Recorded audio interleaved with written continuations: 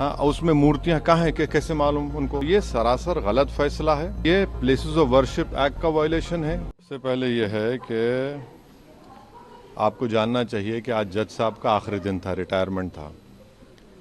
दूसरी बात ये थी कि उन्होंने 17 जनवरी को डिस्ट्रिक्ट मजिस्ट्रेट को रिसीवर अपॉइंट किया।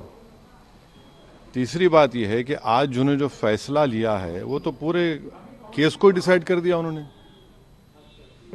यानी आपने एक तो कितने 93 के बाद से अब तक खुद कह रहे हैं कि वहां पर कुछ नहीं हो रहा था। अब मस्जिद के तहखाने को आप दे रहे हैं तो फिर आपने तो पूरा केस ही डिसाइड कर दिया। भाई कितने साल हो गए? 93 से आप 30 साल हो गए। हाँ, उसमें मूर्तियां कहाँ हैं कैसे मालूम उनको?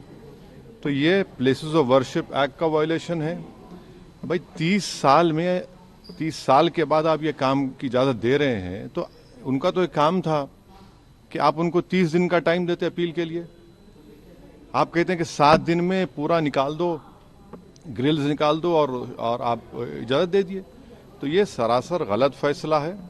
और आखिरी बात यह है कि नरेंद्र मोदी की सरकार जब तक अपनी खामोशी को तोड़ेगी नहीं और साफ तौर पे कहेगी नहीं कि हम प्लेसेस ऑफ वर्शिप एक्ट के ऊपर स्टैंड बाय करते हैं, ये पूरे तनाज़े चलते रहेंगे। और मैं फिर से कह रहा हूं कि जब बाबरी मस्जिद का टाइटल सूट का जजमेंट आया था, मैंने जिस एप्रीहेंशन का इजहार किया था कि वो फैसला यकीनन सुप्रीम कोर्ट हमारा आखिरी कोर्ट, हम इज्जत करते हैं, मगर फेद की बुनियाद पर आने से ये तमाम चीज़ें खुल रही हैं। और उस सुप्रीम कोर्ट के फैसले में प्लेसेस ऑफ वर्शिप एक्ट को बेसिक स्ट्रक्चर का हिस्सा करार दिया गया था।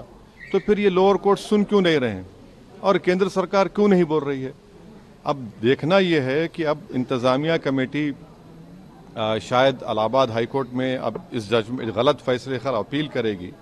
अब नहीं मालूम क्या फैसला आएगा, मगर 17 जनवरी को एक बात कहते हैं, फिर रिसीवर को बोलते हैं ये कर दो आप।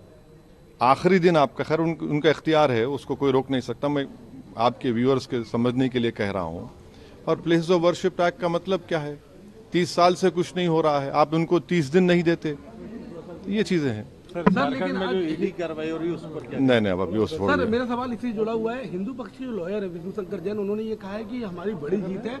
आने वाले समय में अयोध्या जैसा ही जब आगे बहस होगी तो उसको लेकर अयोध्या जैसा ही परिणाम आएगा। हाँ, 6 दिसंबर दोबारा हो सकता है इस देश में। 6 दिसंबर दोबारा हो सकता है, क्यों नहीं हो सकता है भाई? 86 हुआ, फिर हो सकता है, जब जीबी पंत थे, दोबारा हो सकता है इस तरह।